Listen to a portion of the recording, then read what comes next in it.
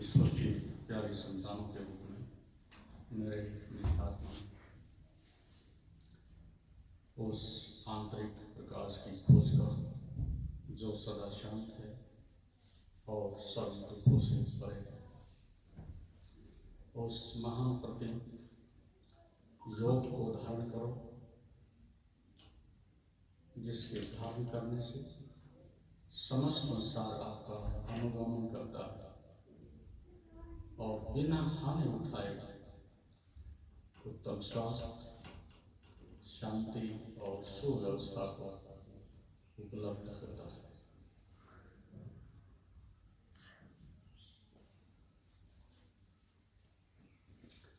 एक संस्मरण और हम इसके माध्यम से आगे बढ़े। जर्मन समाज सुधारक टी लॉरेंस लंबे समय से वो जगत विख्यात रहे और जर्मन में रहते हुए भी उनकी आत्मा अफगानिस्तान में बसती थी। जो असहाय हैं, गरीब हैं, दुखी हैं, उनकी सेवा के लिए उनके प्राणों में सदैव इस प्रकार की भावना संचारित होती थी कि इस पूरे विश्व में सभी विश्व के जितने देश हैं सब मेरे हैं और सभी को मैं अपनी सेवा दे सकूं, इस प्रकार का श्रेष्ठ भाव रखते थे। इसलिए अफगान उन दिनों बड़ी मुसीबत में था, आज भी है, लेकिन तब और भी अधिक मुसीबत में था, अत्यंत अभाव था। और उन्होंने अपने प्रयास से जितना भी अच्छा बन सकता था उसको बनाने की भरसक कोशिश की। और फिर एक समय ऐसा आया कि कुछ समय के बाद एक इंटरनेशनल कॉन्फ्रेंस हो रही थी कोई जर्मन में। वहाँ एक इस प्रकार का आयोजन था, एक ऐसी प्रदर्शनी ला रहे थे जिसमें विश्व भर के जो विकास के कार्य हैं उनको दिखाया जाए, प्रचार किया जाए, प्रेरित किया जाए, दुनिया कहाँ पहुँच गई है ये दिखाया जाए। उसको एक अच्छा सुअवसर समझते थे ताकि आदिवासी अफगान वासियों के मन में भी ये भाव पैदा हो कि हम भी कुछ करें, उठें। इस प्रेरणा के भाव से इनको दिखाना जरूरी है। और वो कार्यक्रम की ठीक व्यवस्था के अंतर्गत उनको समय पर ले गए। एक गेस्ट रूम में बाहर सुंदर व्यवस्था उनकी और लगभग 15 दिन का कार्यक्रम था।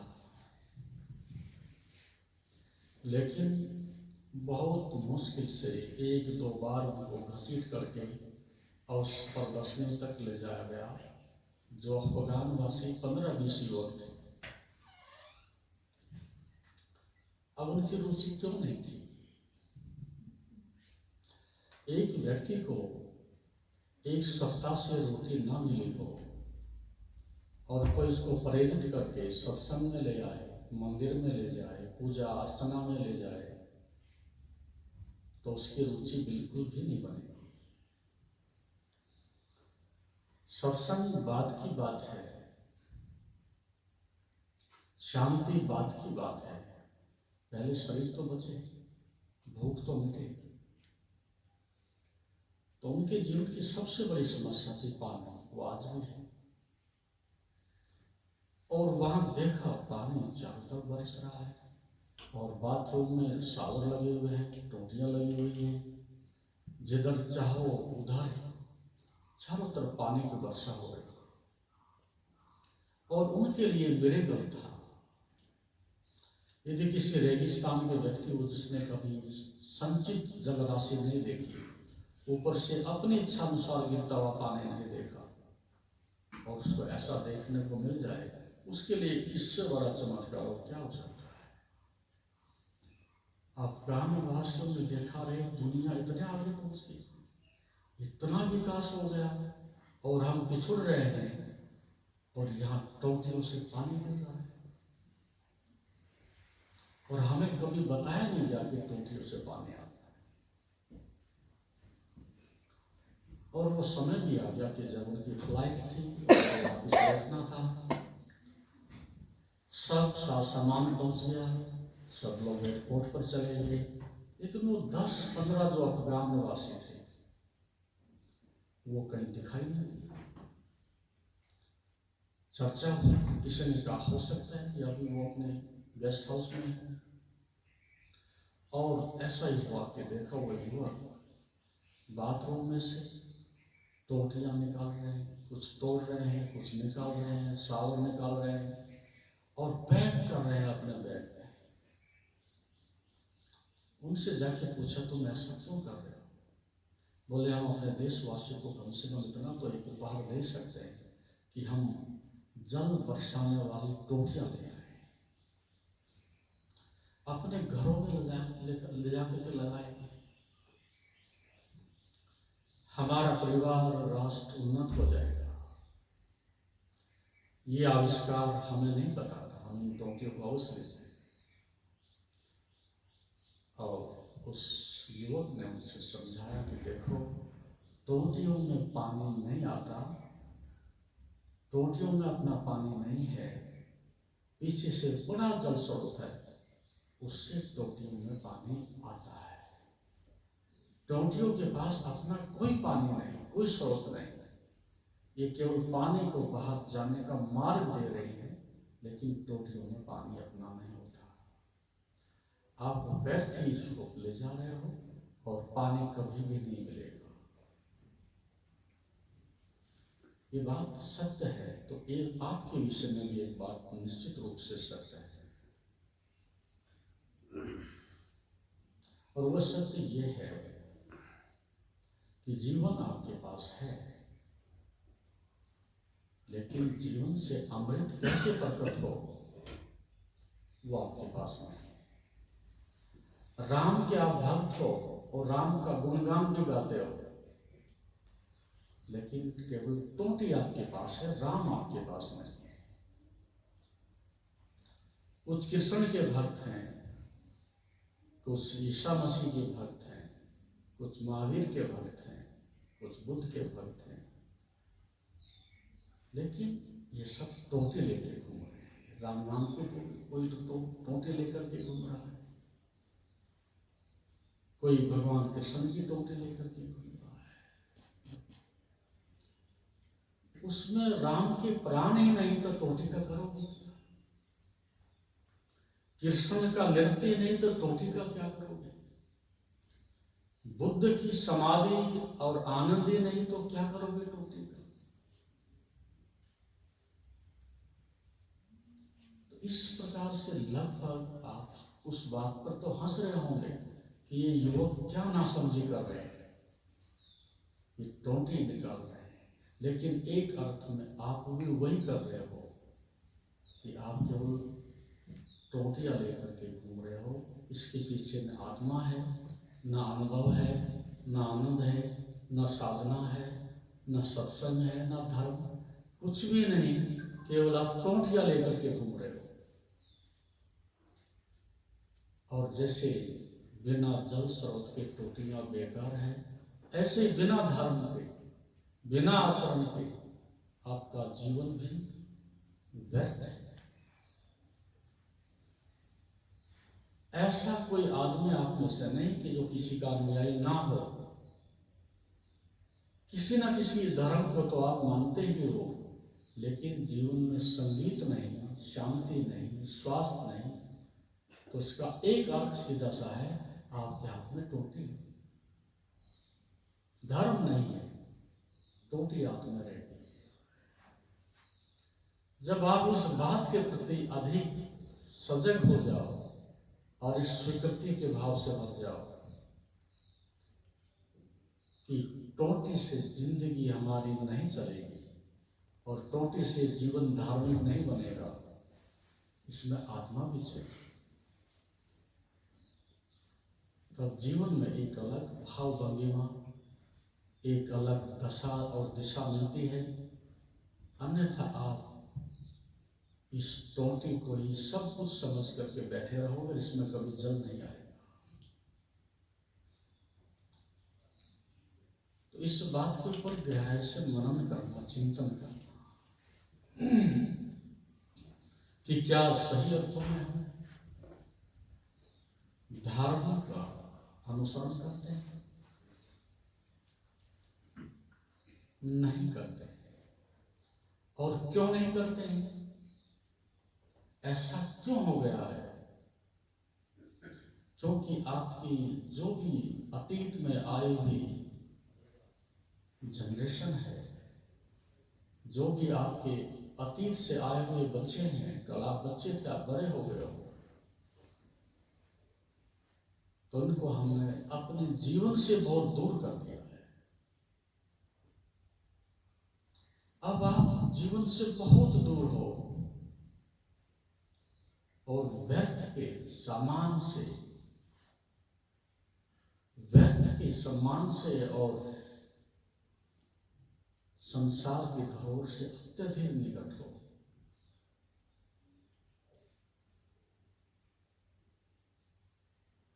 तो धर्म कहता है कि जब आपके बच्चे आपके परिवार में आते हैं, तो योग कहता है, पहली बात कहता है, जहां से टोंटी हट जाए और या टोंटी हो तो उसके पीछे आत्मा हो। जब आपके परिवार में बच्चे होते हैं, उनके साथ दो बातें रखो, उन्हें बुद्धि भी दो और ध्यान की संपदा भी दो। यहां से धर्म आएगा, यहां से जल का स्रोत मिलेगा, यहां से तुम्हारे जीवन में पुनः एक धर्म का सही अर्थों में अवतरण होगा कि आपकी तो जो बीत गई ठीक है, लेकिन कम से कम जो हाथ में बचा है, जो जनरेशन आ रही है, उसे बचाया जा सके। तो छोटे बचपन में ही बच्चों को बुद्धि भी और ध्यान भी साथ साथ दो तो उनका कल्याण हो सकता है। और बुद्धि भी दो प्रकार की होती है, ये भी ध्यान रखना। एक बुद्धि वह है जो राजनीति की ओर ले जाती है, चालाकी की ओर ले जाती है, महत्वाकांक्षा की ओर ले जाती है। और दूसरी एक आध्यात्मिक बुद्धि भी होती है, वही ध्यान से अपना संबंध स्थापित कर सकती है। राजनीति का ध्यान का तो कोई मेल ही नहीं, लेकिन बच्चों को एक आध्यात्मिक बुद्धि अर्थात उनका देखने का, सोचने का, जीने का जो ढंग है वो सकारात्मक हो, वो नहीं के ऊपर नहीं, हाँ के ऊपर आधारित हो। और छोटे बचपन में ही उनमें ध्यान की संपदा उनके जीवन में जोड़ दी जाए तो संसार में कहीं भी रहें, लेकिन रस बरसेगा, अमृत मिलेगा, स्वास्थ्य और शांति मिलेगी, उससे उनको वंचित नहीं किया जा सकता। अभी आप जापान के विषय में बहुत कुछ पढ़ते होंगे, लेकिन कुछ बातें वहां मूलतः इतनी अच्छी हैं जिसके कारण जापान का आदमी आज के युग में सबसे अधिक कर्मठ है, देशभक्त है, सबसे अधिक कम से कम बोलता है और मानवीय दृष्टिकोण से संसार में सबकी मदद करता है। ऐसा कैसे हो गया? ऐसा ध्यान के कारण हो गया है। वहां अभी भी प्राइमरी स्कूल में आप जाओगे तो ध्यान केंद्र बने हुए हैं, मेडिटेशन हॉल बने हुए हैं, और 1 घंटा आधा घंटा बच्चों के लिए सुबह और सायंकाल, सुबह आते ही और जाते समय ध्यान अनिवार्य है। और जो बच्चा 1 घंटा मौन शांत बैठ सकता है, उसके अंदर बड़ी डेप्थ है, उसके अंदर बड़ी गहराई है। और जब वो व्यक्ति अपने प्रकाश में नहा जाए, जो व्यक्ति अपने प्रकाश का आनंद लेने लगे, अपनी ही ऊर्जा में स्नान करने लगे और अपने केंद्र से जुड़ने की कला सीख जाए, तो बाहर किसी से ना पैसे की भीख मांगेगा, ना सम्मान की भीख मांगेगा, ना पद की भीख मांगेगा। वो अपने में ही पर्याप्त है। और यही व्यक्ति धार्मिक हो सकता है। जो दूसरों पर निर्भर है वो तो फिर राजनीति हो गई। जो किसी पर निर्भर नहीं है और फिर भी आनंद के गीत गाता है, जो किसी के सामने हाथ नहीं फैलाता फिर भी सम्राट की तरह से विचरता है, ये संपदा ध्यान नहीं दे सकता है। अभी तो तुम्हारा झगड़ा, विषाद, कलेश जो घर में होता है क्यों होता है? क्योंकि छीना झपटी है। एक दूसरे से ऐसी अपेक्षा बना करके बैठा है, इतनी इच्छाएं दूसरों से करके बैठा है कि उनको पूरा नहीं किया जा सकता। करो अपेक्षा और दुख पाओगे, और करो किसी का अनुगमन और खड्डे में गिरोगे, और पाओ किसी से सम्मान और अपमान का विष पीना पड़ेगा। और करो पीछा महत्वाकांक्षाओं का और भटक जाओगे। ये बात बड़ी बुझवा लगती होंगी आपको, ये बातें ऐसी लगती होंगी कि जैसे ये हंसने के योग है। ध्यान की बात, और इस युग में जहां धर्म का बोलबाला है, जहां धन ही धन मनुष्य के चारों तरफ बह रहा है, पद की प्रतिष्ठा है, और आज के युग में ध्यान की बात करते हैं तो लगते हैं जैसे पिछड़ा हुआ आदमी, कोई आदिवासी, और हम किसी दीन के ना रहेंगे और हाथ की रोटी भी छीन जाएगी। लेकिन ध्यान आपको ऐसा नहीं सिखाता। ध्यान आपको पुरुषार्थी बनाता है, कर्मठ बनाता है। एक ही बात सिखाता है कि जीने का ढंग सीख लो तो दुनिया में सब अमृत है, और खाने का ढंग ना आए तो भोजन जहर बनेगा, सोने का ढंग ना आए तो रात भर कर्मठ बदलोगे, और धन का उपयोग करना ना आए तो धन तुम्हें रोंद डालेगा। ध्यान ऐसी बात नहीं है। ध्यान का अर्थ है जो तुम करो वो समझपूर्वक करो, जो तुम करो सबके कल्याण के लिए करो, जो तुम करो उसका पूर्ण निवारण हो जाना चाहिए कि इस कर्म के फल बड़े कड़वे लगेंगे, बहुत दुखदायी होंगे, तो ये फसल मैंने क्यों बनी? जो कर्म के करने से पहले उसके परिणाम पर दृष्टि डालता है वो आदमी क्रोध क्यों करेगा? क्रोध के करने से पहले ये विवेक आपके पास पहले पहुंच जाए कि मैं भी जलूंगा और सामने वाला भी जलेगा और दोनों का अनिष्ट होगा, तो हम क्रोध क्यों करेंगे? हम चोरी क्यों करेंगे? करने के बाद जो पश्चाताप करता है वो महाज्ञानी, और करने से पहले जो विचार करता है वो महाज्ञानी। इतना शानदार है। इसलिए आप रोज रोज गिरते हो और व्रत लेते हो, प्रतिज्ञा करते हो, लेकिन 24 घंटे नहीं होते फिर बिखर जाते हो। ये बात भी मैं आपको बता देता हूँ, संदर्भ में आ ही गई। क्यों बिखर जाते हो, क्यों टूट जाते हो, और क्यों किसी संकल्प को पूरा नहीं कर पाते? क्योंकि आप जितना भी कार्य कर रहे हो सब आदतन कर रहे हो। जो भी यात्रा कर रहे हो आंख बंद करके दूसरों के पीछे भागे जा रहे हो। जो भी कार्य करते हो उसके पीछे विचार, विमर्श, विवेक, चिंता, मनन कुछ भी नहीं होता। एक भेड़ा चाल है, दूसरे जा रहे हैं हम भी जा रहे हैं, दूसरे खा रहे हैं ऐसा भोजन हम भी खा रहे हैं, दूसरे ऐसा वस्त्र पहन रहे हैं हम भी पहन रहे हैं, दूसरे धन कमा रहे हैं हम भी कमाने आ रहे हैं, दूसरे शराब पी रहे हैं हम भी शराब पी लेते हैं। ये मूर्ख आदमी का लक्षण। तुम्हें क्या चाहिए ये सोचो। दूसरे क्या करते हैं, कहां जाते हैं, उनसे तुम्हें क्या लेना है?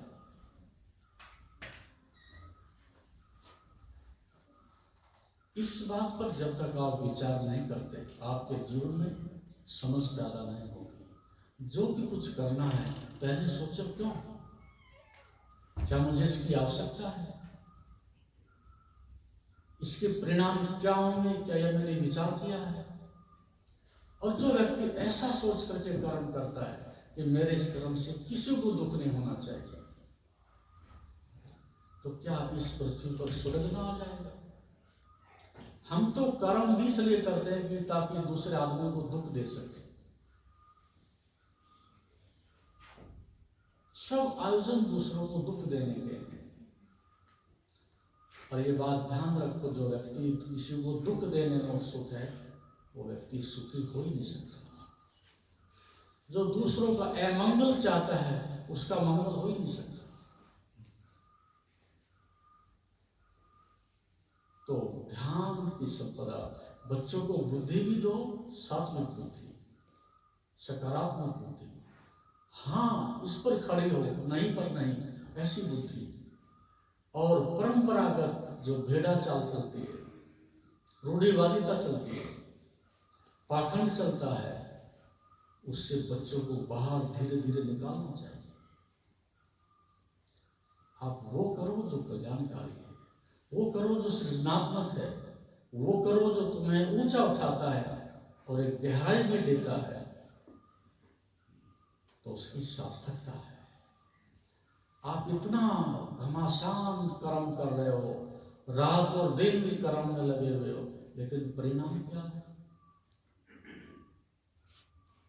आप ही सोचो, आप ही निर्णय करो, आपके जीवन का परिणाम क्या है?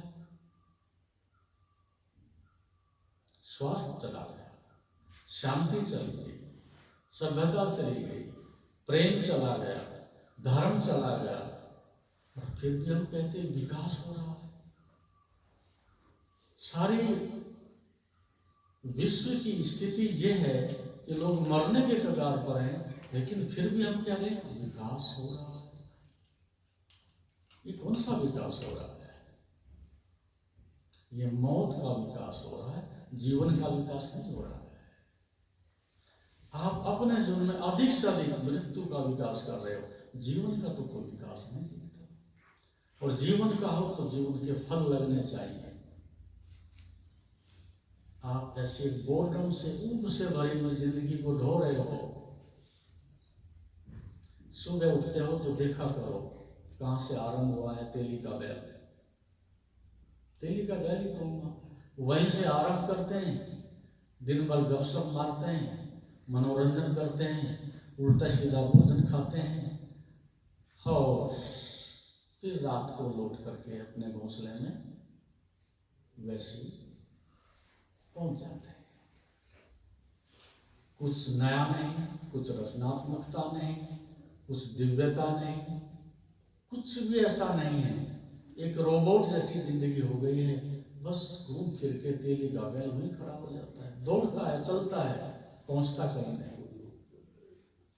इस प्रकार के जीवन की समस्या होनी चाहिए। क्या हम धार्मिक हैं? बिना धार्मिक हुए धार्मिक मान लेना ये सबसे बड़ा पाखंड है। फिर कभी भी धार्मिक ना हो सको। बिना स्वस्थ हुए ये मान लेना, बिना दवाई खाए ये मान लेना कि मैं स्वस्थ हूं, तो कैंसर होगा।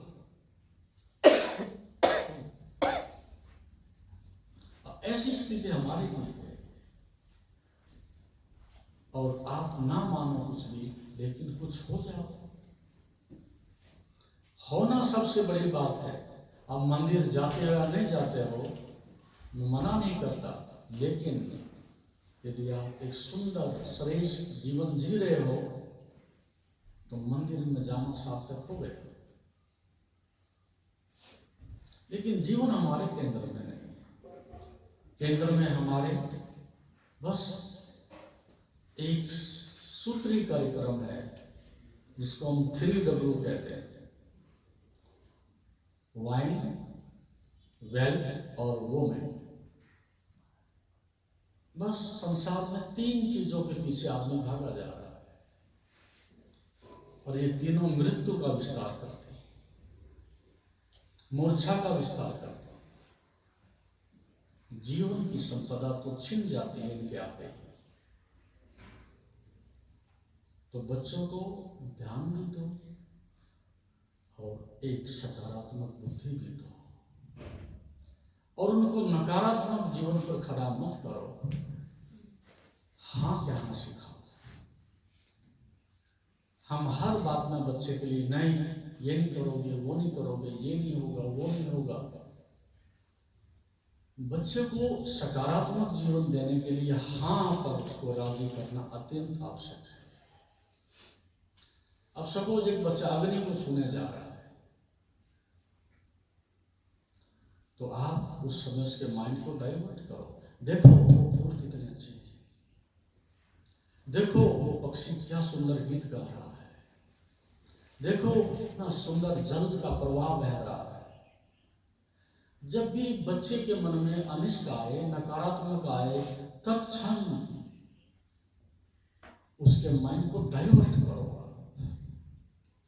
बस ये मत कहो कि ये मत छू, बल्कि ये उसको सिखाओ कि देखो वो क्या हो रहा है। तो बच्चे की बुद्धि, उसकी ऊर्जा, उसकी दृष्टि उस नकारात्मक से हटकर के सकारात्मक में लग जाएगी। ये हम नहीं करेंगे। या तो हम बच्चे को जलने देंगे, या फिर हम उसकी पिटाई करेंगे, या फिर उसको हम दबा करके रखेंगे। तीनों बातें गलत हैं।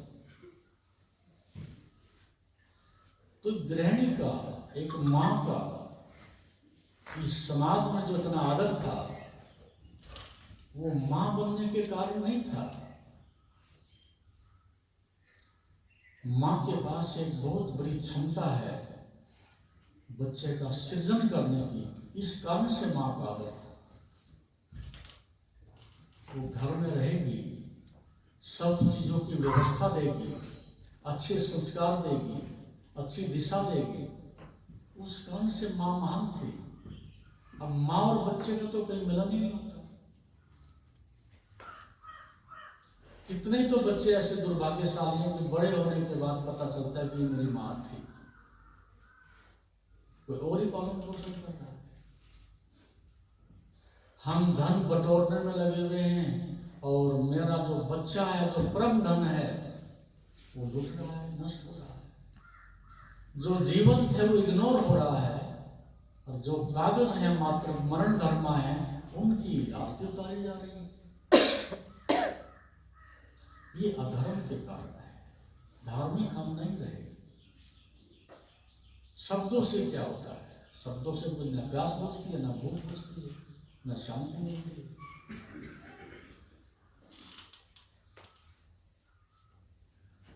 तो who can find repose in a muddy world?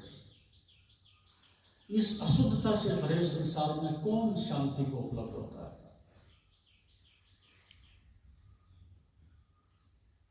जो ध्यान का अनुगमन करता है। और ध्यान एक ऐसी संपदा है कि एक साधे सब सदे। जैसे हाथी के पैर में सब जानवरों के पैर समा जाते हैं। और ये शब्द आप इतना पुराना देखोगे, इतना अनादिकाल से चला आ रहा है, दोहराते तो आप भी हो।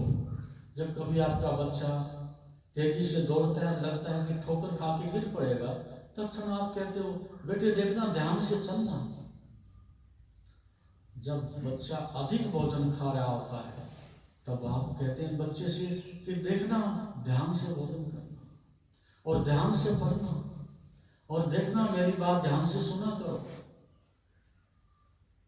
कितनी बार दिन में ये शब्द आपका प्रयोग होता होगा, ध्यान और ध्यान। लेकिन ध्यान क्या है, कभी आपने विचार ही नहीं किया। ध्यान का अर्थ है सजग हो जाना, अलर्ट हो जाना। ध्यान का अर्थ है ऐसी समझ कि कर्म के नीचे दब करके हमारी बुद्धि ना मर जाए, कर्म के नीचे दब करके हमारे अंदर कर्म की वासना पैदा ना हो जाए, कर्म हमारे हाथ में हो और ऊपर से हमारी मालकियत हो। जब आपके कर्म के ऊपर मालकियत होगी तो वो कर्म दिव्य हो जाएगा। और जब कर्म की आपके ऊपर पकड़ होगी, मालकियत होगी, तब ये दुष्कर्म हो जाएगा। तो कर्म आप नहीं करते, कर्म आपसे कराया जाता है, ये मजबूरी है आपकी। बोलते नहीं आप, आपसे बुलवाया जाता है, बोलना आपकी आदत है। और भोजन आप नहीं करते क्योंकि भूख ही नहीं है, भोजन करना आपकी आदत है। वस्त्र आप शायद ही कभी पहनते होंगे, दूसरों के जैसे कपड़े ले आए हो इसलिए कपड़े पहनते हो। आपने कपड़े नहीं पहने, दूसरों के कपड़े चुराए। वस्त्र उधार, भोजन उधार, गाड़ी उधार, मकान उधार, भाषा उधार, संस्कृति उधार, सारी चीजें तुम उधार लेकर के जीवन को सुंदर बनाने की कोशिश करते हो, कैसे बनेगा? हाँ, तुम्हें आवश्यकता है तो मकान बनाइएगा, अपने लिए, अपनी शांति के लिए, अपनी सुरक्षा के लिए आनंद से बनाइएगा, लेकिन ऐसा मकान आप कभी भी नहीं बनाते।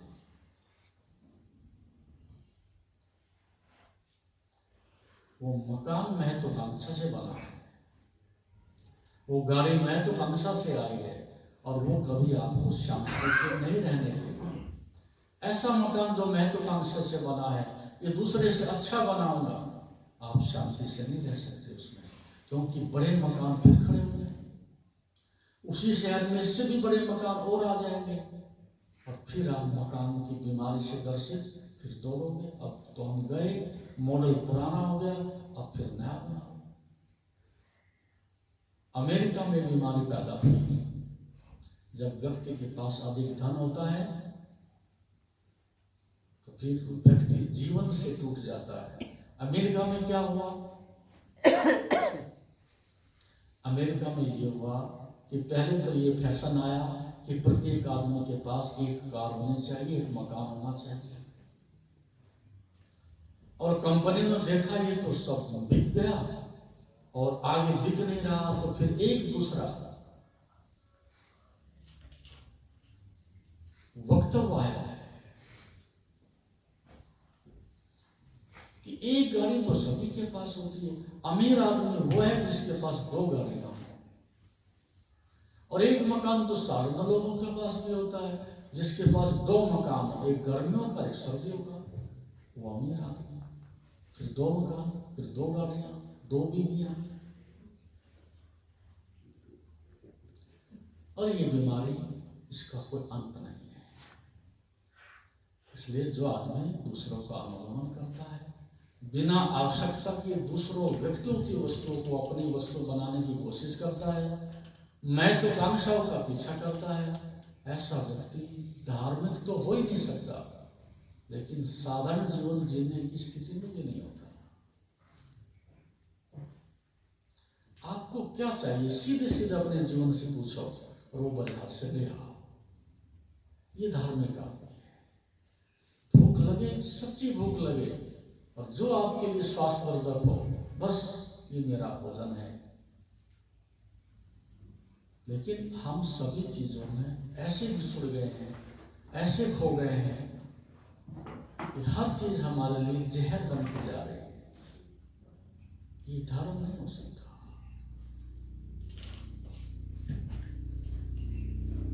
तो इस प्रकार से ध्यान की संपदा एक साल सब समय यदि आप इसको संभाल लेते हैं तो ध्यान आपको शुद्ध करता है, जिसकी मैंने बात की है। Who can find repose in a muddy world? इस अशुद्धि से भरे संसार में कौन शुद्धि को प्राप्त होता है? जो ध्यान की संपदा को संभाले रखता है।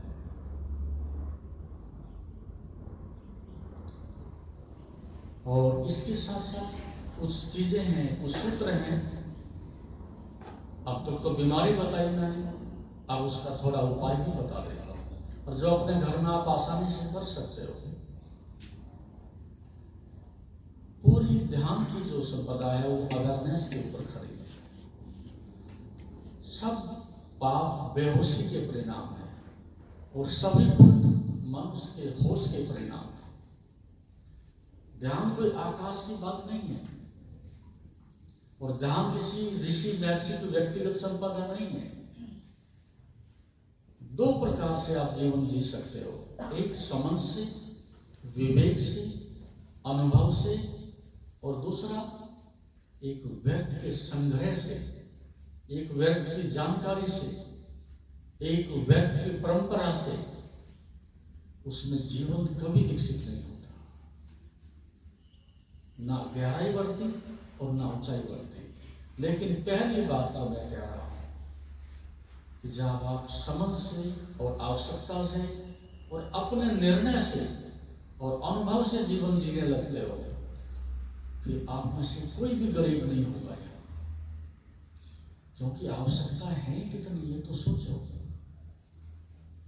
दाल, रोटी, चावल, सब्जी और फल खा करके आनंद से स्वस्थ रह सकते हो,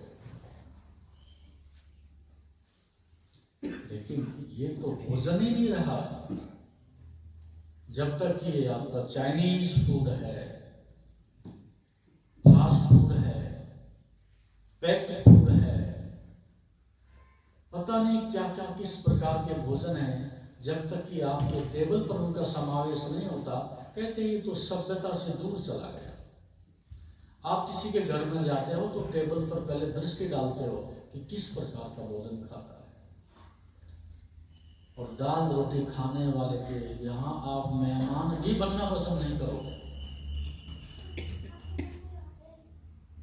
शायद ही आप एक वक्त दाल रोटी खा सको, इसके बाद तो भोजन ही नहीं करोगे। जबकि वही भोजन है जिसको खा के आदिकाल से आपके पूर्वज जितने बलवान और स्वस्थ थे, 100 वर्ष जीते थे, दाल रोटी खाते थे। तो आपके भोजन में सब एसिडिक है, सब कब्ज करने वाला है, सब बीमारी पैदा करने वाला है, सब रुकावट पैदा करने वाला है, और सब आपकी आंखों को, बुद्धि को छीन करने वाला है। तो भोजन बदल दीजिएगा, और बैठने की कला और सुनने की कला सीख लीजिएगा। वो ध्यान ही सिखाता है। तो ऋषि कहता है कि आप सबसे पहले एकाग्रता पर आ जाओ, एकजुटता पर आ जाओ, कंसंट्रेशन पर आ जाओ, एक जगह फोकस करना सीख लो, क्योंकि अभी आपके पास ऐसा है नहीं। आप वो चौराहा हो जिसमें सभी आकर के रास्ते मिलते हैं, और तुम्हारे लिए कोई अपना रास्ता नहीं, इसलिए कोई मंजिल भी नहीं।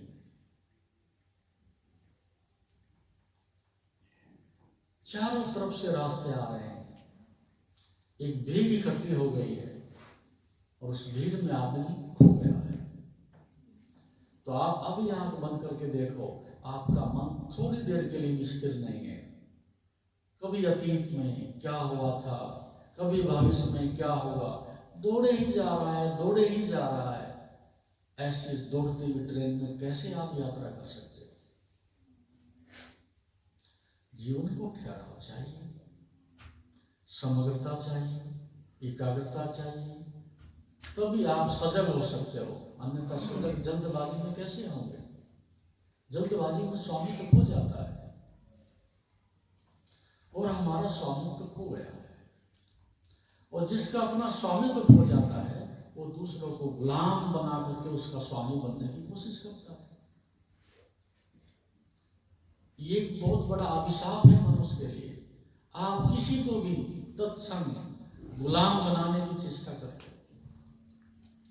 कोई मित्र बने उसको गुलाम बनाओगे, पत्नी आए उसको गुलाम बनाओगे, भाई हो उसको भी गुलाम बनाओगे, अपने ऑफिस में काम करते हो उसको ढूंढोगे जो नंबर 2 पर है। आप नंबर 1 होना चाहिए। और ध्यान रखना, जो किसी को गुलाम बनाता है वो भी गुलाम बन ही गया, वो उसके अलग नहीं रह सकता। क्यों हम किसी को गुलाम बनाना चाहते हैं? क्योंकि हम अपने स्वामी नहीं हैं, हमें अपनी मालिकियत का ही नहीं पता। तो इसलिए किसी को गुलाम मत बनाओ, ये बड़ी हिंसा है, बड़ा पाप है।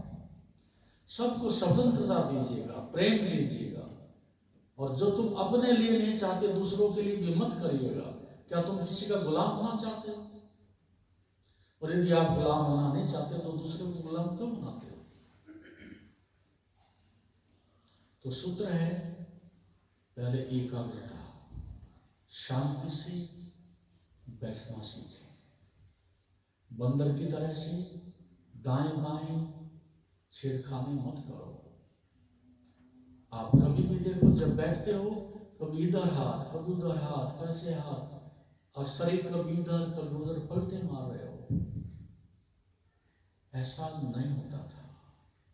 एक जहां आपका डाइनिंग हॉल है, जहां बैठ करके भोजन करते हो, वो एक आपका मंदिर की तरह से सुंदर ढंग से व्यवस्थित होना चाहिए। और पृथ्वी पर बैठे तो अच्छा है, और चेयर पर बैठे तो स्थिर होकर के बैठे, तो आपको बहुत कुछ सीखने को मिलेगा। और अब तो पुनः इस प्रकार के अमेरिका, जापान, कई देशों में ट्रेनिंग सेंटर खुल गए हैं, जहां मनुष्य को भोजन करना सिखाया जा रहा है। मजे की बात, 25-30 वर्षीय युवक को, 50 वर्षीय व्यक्ति को भोजन करना अब सिखाया जा रहा है। और वो कहते हैं कि लगभग 1 महीना लगेगा और हजारों पाउंड उसके पैसे देने पड़ेंगे, तब आप सीखोगे कि भोजन कैसे करें। और वो सिखाते क्या है? वो कहते हैं टेबल पर बैठ जाओ, भोजन पर आक्रमण मत करो, पहले भूख लगने दो, और इसके बाद भोजन को निहारो, उसकी गंध लीजिएगा, उसकी सुगंध लीजिएगा, उसका रंग देखिएगा, उसको बहुत देर तक 5 मिनट तक देखते रहिएगा, और फिर धीरे से भोजन को आरंभ करिएगा। बहुत धीरे धीरे, जैसे बहुत पुण्य का, मंदिर का, किसी प्रार्थना का कार्य हो रहा हो। हिंसा मत करना। और कहाँ रुकना है ये बराबर ध्यान रखना। आरंभ करने से पहले सजग होना है, भोजन करते हुए सजग रहना है, और कहाँ रुकना है ये ध्यान रखना है। आप कभी बीमार नहीं होंगे। लेकिन हमारी तो सारी बातें गलत है। हम तो भोजन पर टूट के पड़ते हैं, हिंसा हो गई, आक्रमण करते हैं, और दूसरे का तो बात ही क्या है। ये अधार्मिक कृत्य हो गया। तो एकाग्रता लाने के लिए क्या करते हैं? शांति से बैठना सीखो। जब आप बोलते हो, बहुत अधिक आवश्यकता हो, तब धीरे से सीमित शब्दों में अपना वक्तव्य, अपनी बात कहिएगा। आवश्यकता है तो कहिएगा, नहीं चुप रहिएगा, और फिर चुप हो जाइएगा। आप 24 घंटे के लिए आज ही जाने के बाद ये प्रयोग करके देखो। जो बहुत अपरिहार्य होगा, बहुत ही आवश्यक होगा, तो मैं उन शब्दों का प्रयोग करूंगा। यदि इशारे से काम चल जाए तो गले में गुड, यस और नो में काम चल जाए तो भी गुड, और बहुत थोड़े से शब्दों से भी काम चल जाए तो फिर इससे ज्यादा अच्छा नाइस कुछ भी नहीं है। लेकिन मैंने पिछले कहा, वाचा भूकंप आ रहा है। बोलना, बड़बड़ाना आदत बन गई है। हम बिना बोले नहीं रह सकते। अभी मैं हॉल से बाहर चला जाऊं तो ये दीवारें हॉल की फटने को हो जाती है। सब्जी मंडी जैसे आ गई हो, एक बड़ा मेला जैसे यहाँ इकट्ठा हो गया हो, चारों तरफ से आप शोर शराबा करने लगते हो। क्यों? आदमी अशांत है, आदमी अंदर से दुखी है, आदमी शब्दों का संग्रह है और बड़बड़ा रहा है। इससे क्या होता है? अपनी हिंसा को बाहर निकाल रहा है। अहिंसक आदमी कम बोलेगा, समय आने पर बोलेगा, कल्याणकारी बोलेगा, वो अहिंसक है, सत्यवादी है। झूठा आदमी बकबक करेगा, मनोरंजन करेगा, इससे बड़ी हानि हो रही है, शायद आपको पता भी नहीं है। हर आदमी आपको डस्टबिन की तरह से यूज कर रहा है। एक दुखी आदमी अपना दुख लेकर के आता है और आपको सुनाता है, बस आपकी डस्टबिन में भी चला गया। जैसे लोग व्हाट्सएप पर शेयर करते हैं, हम दुख को शेयर कर रहे हैं, बीमारी को शेयर कर रहे हैं, और वो सबके पास पहुंच रही है। जब भी दो आदमी मिलते हैं, दो दुख मिलते हैं, और जब भी दो आदमी अलग होते हैं तो दुगना दुख लेकर के वापस लौटते हैं। ये कैसा मिलन है, और ये कैसी मित्रता है, और ये कैसी सभ्यता है। तो आप चुप रहिएगा, कम से कम बोलिएगा। तो एक मित्र भी आपको दुनिया में मिल जाए तो चमत्कार। ये वाचालता के मित्र हैं, मनोरंजन के मित्र हैं सब। आप एक दिन ऐसा 24 घंटे कर लो, आपके घर में ही खलबली मच जाएगी। हम क्या हो गया है, चुप बैठे हैं। चुप बैठना पाप दिखाई पड़ता है, अपराध दिखाई पड़ता है, और बोलना सभ्यता दिखाई पड़ती है। तो एकाग्रता के लिए कम बोलिएगा। भोजन संयम से और भूख से और स्वास्थ्य के अनुकूल करिएगा, स्वाद के लिए नहीं। और वह सुनिएगा जो कल्याणकारी हो, व्यर्थ की चीजों को मत सुनिएगा। और वहां जाइएगा जहां अपने लिए भी और दूसरे के लिए भी जाना सार्थक हो। और वो पैसा मार्केट में इन्वेस्ट करिएगा जिसकी अत्यंत आवश्यकता है। आज काम चलेगा ही नहीं इसके बिना, इसलिए बाजार से कुछ लाना ही पड़ेगा। व्यर्थ के अंदर खंडर इकट्ठे करने से क्या होता है, पैसा बर्बाद हुआ। मकान छोटे थे, बड़े करने पड़ेंगे, फिर गोडाउन में जाकर के उनकी रक्षा करनी पड़ेगी, और फिर उसमें से और प्रवृत्ति मनुष्य की संग्रह की बढ़ती चली जाएगी। आपका जीवन तो बाजार में ही नष्ट हो जाएगा। अधिक धन की आवश्यकता क्यों होती है? क्योंकि आप दुरुपयोग कर रहे हो, आप दिखावा कर रहे हो, पाखंड कर रहे हो, अपने लिए नहीं दूसरों के दिखावे में मर रहे हो। फिर रिश्वत लेनी पड़ेगी, फिर गरीबों का, मजदूरों का शोषण करना पड़ेगा, फिर झूठ बोलना पड़ेगा, फिर आतंकवाद लाना पड़ेगा, और फिर जब धन होगा अधिक तो मनुष्य हिंसक हो जाएगा, और फिर युद्ध होगा। धन के बड़े दुष्परिणाम है। शक्ति बड़ी हिंसा करती है, और संसार में हो रहे हैं। तो आप बैठना सीखें, बोलना सीखें, खाना सीखें, संबंध स्थापित करना सीखें, संयम करना सीखें। कौन बताए तुम्हें इन बातों के लिए? तो ध्यान ये सब कुछ देता है। तो उसमें आप कम से कम आधा घंटा 15 मिनट आंख बंद करके शांति से बैठ जाओ। और कुछ भी नहीं जानते हो तो आप आधा घंटा चुप बैठे रहो, कुछ नहीं करना, नथिंग डूइंग। चुप बैठो, और अच्छा हो अपनी श्वास के ऊपर इंट्यूशन ले आओ। कोई धर्म का कीर्तन नहीं बता रहा, ना बुद्ध का, ना महावीर का, ना कबीर का, ना किसी ऋषि महर्षि का। एक साइंटिफिक बेस पर बता रहा हूं। आपके मन को तो दौड़ना ही है, तो एक सीढ़ी अपने अंदर ही लगा लो। या तो तुम दूसरों की सीढ़ियों पर चढ़ोगे, वो अनुचित है, फिर अपनी सीढ़ी पर दौड़ ले।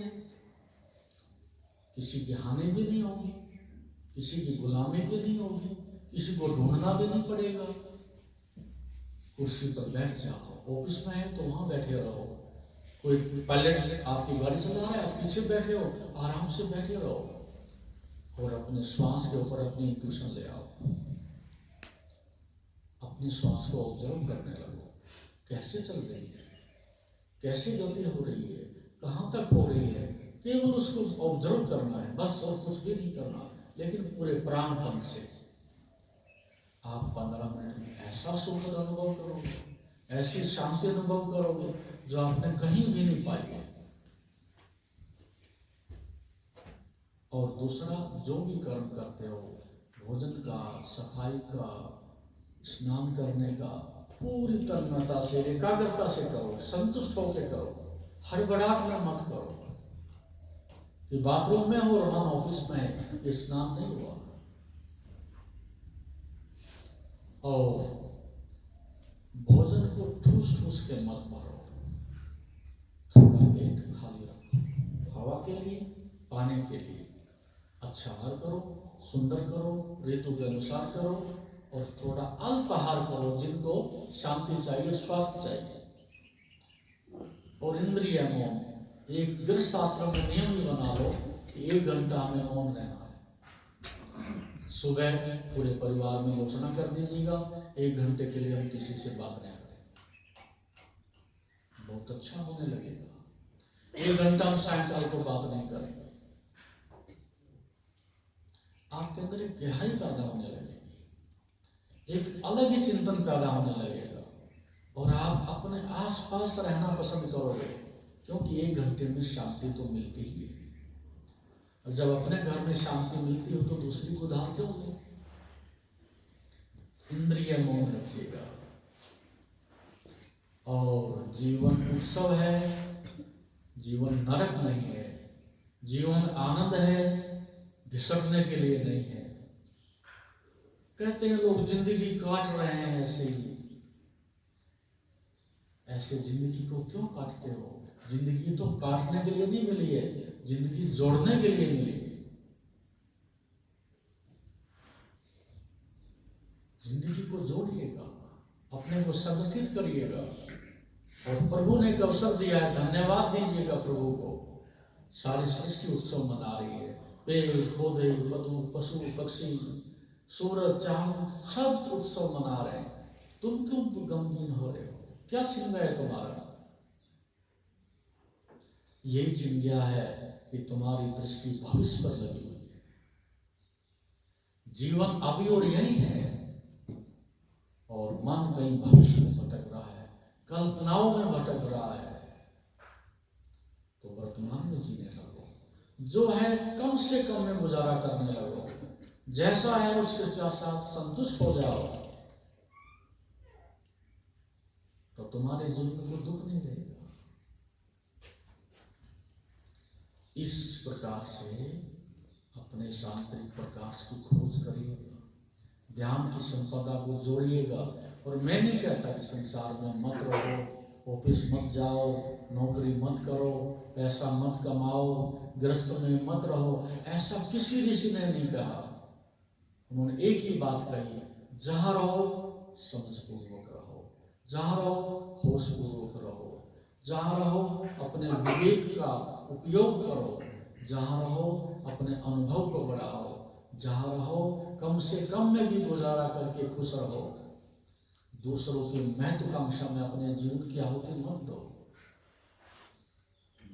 तब थोड़ा जीवन में भूलते हैं, तब आप चिरजीवी हो सकते हैं। अधिक लंबी आयु वही लोग चाहते हैं जो जीवन को जीना नहीं जानते। तो जो संतुष्ट है वो अमीर है, जिसके पास बहुत है वो अमीर नहीं है, वो तो और भी गरीब हो जाता है। जो संतुष्ट है वो अमीर है, और जो दृढ़मति है वो संकल्पवान है। जिसके पास निर्णय करने की क्षमता है वो सुखी है, और जो अपने केंद्र से सदा जुड़ा रहता है वो मृत्युंजय है, वो मृत्यु को भी जीत लेता है। और जो मर करके भी जीवित है वो चिरंजीवी है। इस प्रकार से आप इस अपने केंद्र से जुड़े रहो, सब हो जाएगा। आज उतना ही। आपके जीवन की सरिता इस जीवन के साथ जुड़ जाए, इस आनंद से, इस केंद्र से जुड़ जाए, आपका जीवन सफल हो जाए और ध्यान मग्न हो जाए। इसके लिए प्रभु से प्रार्थना करते हैं। ओम शांति शांति।